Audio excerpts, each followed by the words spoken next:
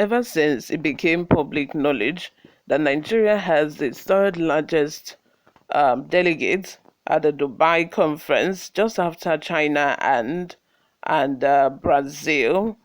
A lot of people have reacted about his issue, especially because it's at a time when the country is going through a lot of economic challenges. You would expect to see the federal government, economize as well, because they have been seeking for understanding and patience from Nigerians, who have been bearing the grunt of the increase in petrol price.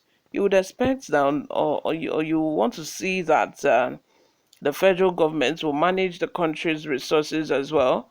But no, they are not doing that.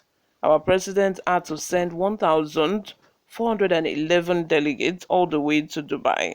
Talk about flights, accommodation for more than 2 weeks, because the conference is going to hold between November 30 to December 12. Imagine that. Breaking news: Tinubu has turned climate change conference to Owambe. This is coming from Atiku. Hello and welcome back to Newsroom Nigeria. If this is your first time here or you haven't subscribed to this channel, please make sure you subscribe, turn on the post notification bell, like this video, also leave your opinions in the comment section below. Former Vice President Atiku Abubakar has strongly criticized the reported over bloated delegation led by Tinubu Ahmed Bola at the COP28 Climate Summit in Dubai. In a statement released by his media advisor Paul Ibe, Atiku criticized the size and nature of the delegation, suggesting that Tinubu lacked an understanding of the severity of Nigeria's economic challenges. Atiku questioned the rationale behind converting a climate change conference into what it described as a jamboree, all comers and Owambe party with over 1,400 delegates. He characterized the situation as ridiculous and indicative of a governance approach lacking awareness and responsibility. The statement highlighted the pressing economic hardships faced by Nigeria, emphasizing the need for leaders to align their actions with the available resources. Atiku criticized the use of borrowed funds that, for what he termed a street party, held outside the country, calling attention to the disparity between the purpose of COP28, focusing on improving lives, clean air, healthy food, and a secure future, and the alleged extravagant delegation.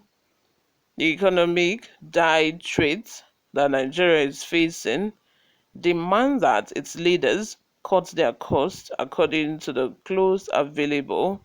The statement reads, emphasizing the necessity for a more prudent and responsible approach to governance and resource utilization. Atiku's remarks add to the growing chorus of criticism regarding the alleged misuse of resources and the size of the Nigerian delegation at the COP. You all, let me remind you at this point to subscribe to this channel if you haven't already done that. Leave your opinions in the comment section as well.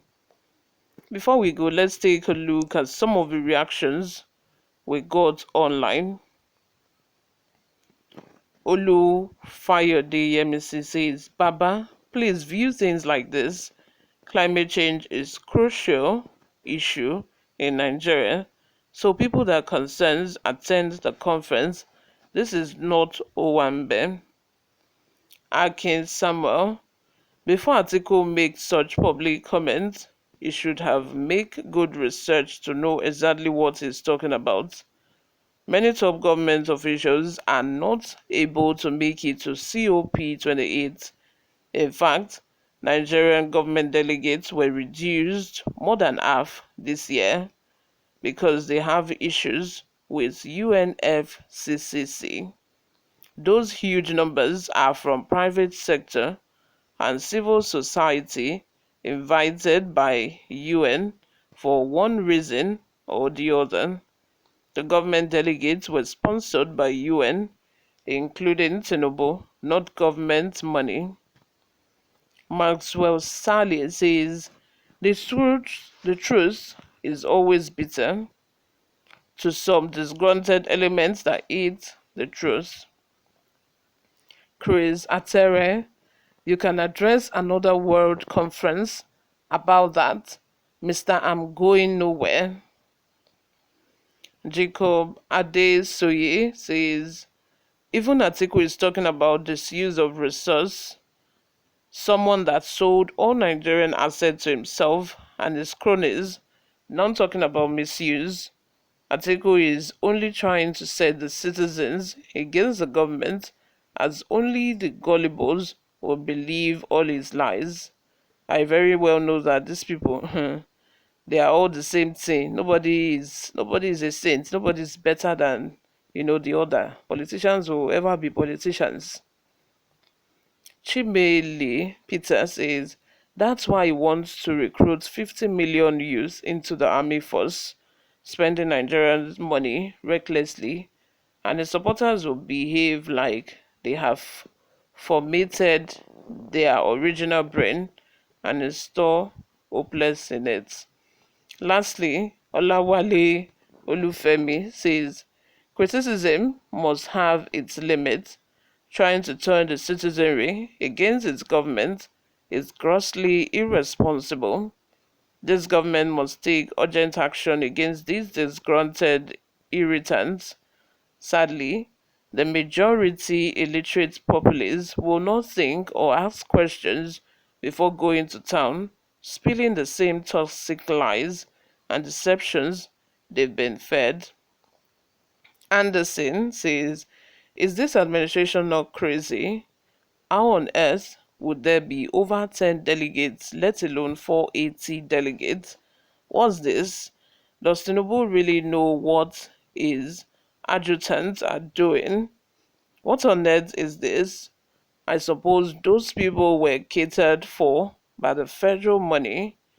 Can these stop? You all, thank you very much for always listening and watching. If this is your first time here, like I said, please subscribe. I will see you all in my next video. Bye for now.